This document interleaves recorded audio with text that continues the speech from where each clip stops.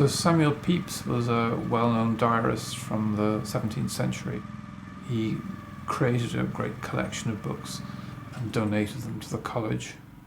I think he had some stipulation that if one book was removed from the collection, that the whole collection had to go to Trinity. So there's an onus on the college to maintain the collection intact. It's quite a cosy space, but certainly not enough capacity for the whole college community. So there was an outstanding need for a place for the students to come and study and learn together.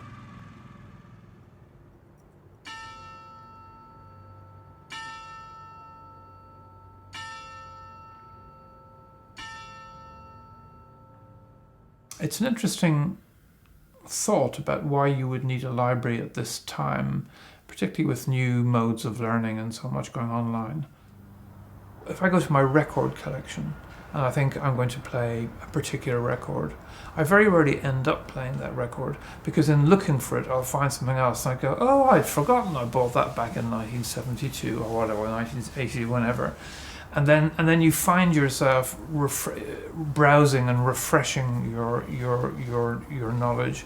So that seeking behaviour, that sense of searching, it seemed to me to be central to the idea of a library, that you wander around, probably with the sense of looking for something, or even merely browsing, and then you find things that you didn't even know existed.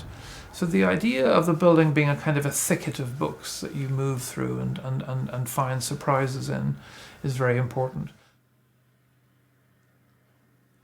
The basic premise of this building is quite simple. It's created from a series of squarish spaces separated by narrow ribbons of space. And that creates a kind of a grid, what we call a tartan grid of AB, AB, wide, narrow in both directions.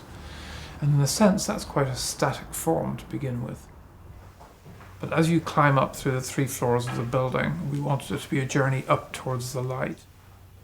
And so it's a journey from the shade of the trees up into the upper branches of the library.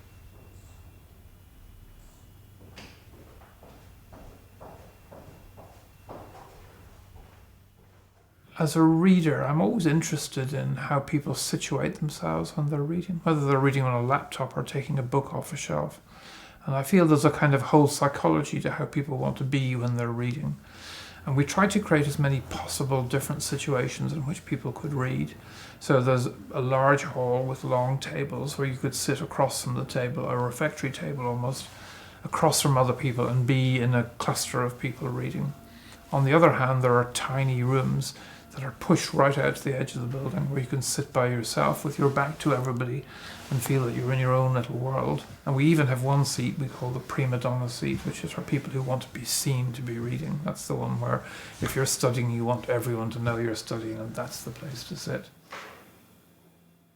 So one of the really nice things about designing the building is that when it was finished and I came in, I met the librarian.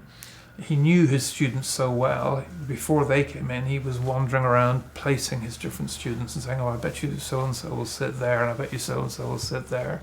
So there's a whole kind of psychology to that about how you situate yourself and how you feel comfortable and ready to sort of physically position yourself so you can launch off into the world of whatever you're reading or studying.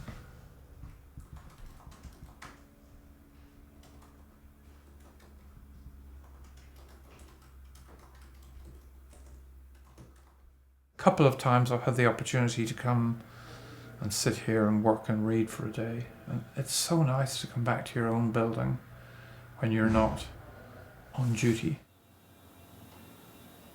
I also find it deeply reassuring to be surrounded by books. I feel that they have a kind of a history. They have the imaginations and the worlds of previous readers layered into them.